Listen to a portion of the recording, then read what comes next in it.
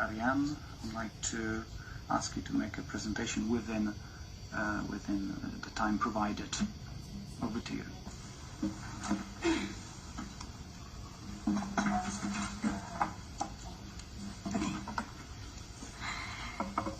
Thank you very much, and good day for everyone, and especially Indonesian ambassador to Uni Eropa. I speak on behalf of Indonesian civil society living outside Papua, who are very disappointed for Indonesian government approach to Papua. I have to say to Indonesian government's representative here that we cannot lie to ourselves any longer for the state of human rights violation in Papua. We have to admit it.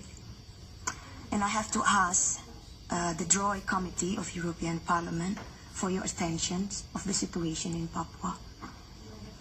Democratization in Indonesia is praised by the world, but we should know that after 15 years of Indonesian reform, there is no fundamental change on approach by the government to deal with the Papuan issues, especially on civil and political rights.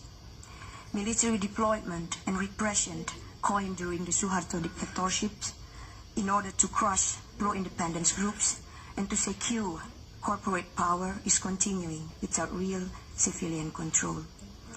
A peaceful dialogue as a means to negotiate and to find solution and compromise, as proclaimed by President Yudhoyono in 2010, and also he repeated in 2011, and proposed by many stakeholders in Papua, is less and less popular within Jakarta's administrations.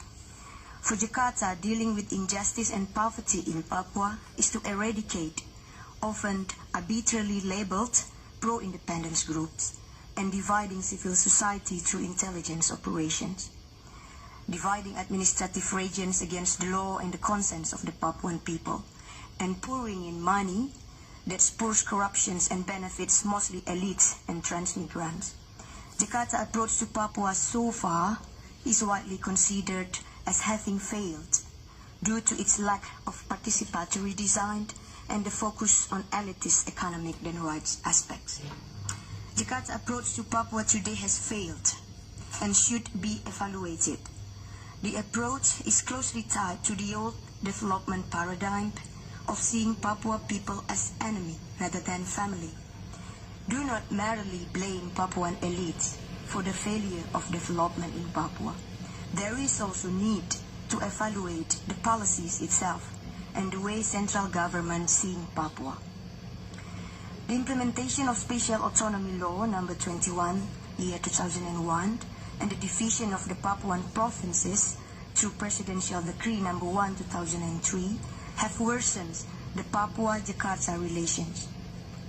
Without any participatory evaluations of the current policies, the government has formed the Unit for the Accelerations of Development in Papua and West Papua, or UP4B, in 2011, and later agreed to the suggestions of Lukas NMB, Papua Governor, to Special Autonomy Plus 2013, which merely means the expansions of the governor's authority.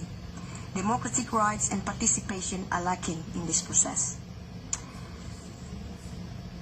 A solution to the conflict and violation in Papua can only be sustainable if it's drafted in consultations with the majority of the people, civil society organizations, religious and indigenous groups and leaders, legal provincial bodies such as MRP and DPRP.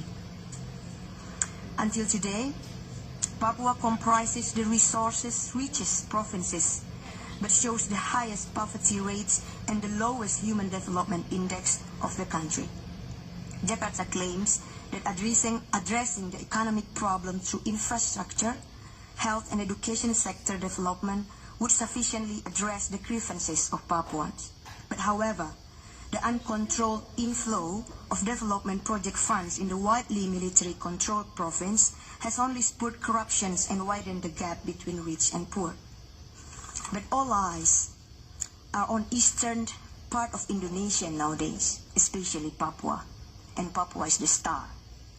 More investment are expected to go there through the latest economic investment scheme, the Master Plan for Acceleration and Expansions of Indonesian Economic Development, or MP3EI. The European Union, as Indonesia's fourth largest trading partner after Japan, China, and Singapore, and as the second largest investor in Indonesian economy, is likely one of them, maybe. And for that, we need to push Indonesian government to have more political openness. Openness in the market economy should be followed by openness in political approach to conflict. Dialogue is very much still irrelevant, since it's never started. EU support and pressure for dialogue is important, and in the meantime, military deployment should be evaluated and monitored. Special UN rapporteur should be able to pay visit. Human rights defender and journalists should be protected. Political prisoners should be freed, and ones who got very sick and mentally ill are priority. And the right to assemble and organize protest actions should be guaranteed, like in other parts of Indonesia. Jakarta is in a position of no or low interest to the proposed Jakarta-Papua dialogue for, I think, two reasons. The framework of NKRI, or Indonesian unity, not being negotiable, and an increasing climate hostile to human rights highlighted by the absence of fair investigation and trial to any human rights violation cases. I think Munir, the famous human rights violation cases, is the best example of this backward approach. Wamena and Wasio human rights violations are other two examples of investigated cases of gross human rights violation by National Human Rights Commission in Indonesia, but is in a deadlock with the Attorney General. These are indicators to see the possible change of approach by the central government to Papua. Even though President Yudhoyono has in the past promised his support for a dialogue, these statements have so far not substantiated to a process that Papuans see are progressing. A growing international concern for the situation in Papua was voiced at the Universal Periodic Report, or UPR, in 2012, and from the Pacific nations to the Melanesian spearhead groups, or MSG. It is therefore important to continue encouraging the central government side to honor its commitments and to show a visible progress in resolving the conflict peacefully in light of the upcoming national election between April and August 2014. An end to human rights violations are the precondition to a peaceful and sustainable land of the conflict in Papua that continue to cause the suffering of the civilians. Thank you very much. Thank you very much, Madam. Thank you. West Papua is a place marked by fear, violence, military presence, isolation, and a high level of social disparity. The exploitation of natural resources, usually without the free, prior and informed consent of local communities, and the ongoing influx of non-Papuan settlers result in a marginalization of indigenous Papuans, who now make up less than 50% of the population. A high deployment of military personnel and special police forces in this civil conflict frequently results in extrajudicial killings, torture, and arbitrary arrests. Independence activists are being targeted. Last month, the Asian Human Rights Commission reported about the death of West Papuan independence activist Danny Kogoya in Vanimo, Papua New Guinea on December 15. In 2012, he had fled to the neighboring country, like many other political activists, fearing arrest, torture, or being killed in Indonesia. In Papua New Guinea, Danny received medical treatment for his right leg, which had been amputated without his consent in Papua, Indonesia, 3 months earlier, after he had been shot by Indonesian security forces during his arrest on September 2, 2012. The cause of death in Papua New Guinea was reported to be liver failure due to the presence of unusual chemical substances in his body. A Vanimo court classified his death as a case of murder and called for an autopsy.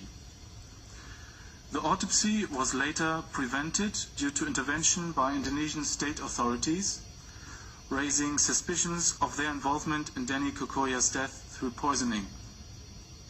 Between October 2011 and March last year, Papuan human rights organizations have documented more than 25 extrajudicial killings in Papua. Military raids in villages in remote areas lead to more frustration and resentment among Papuans.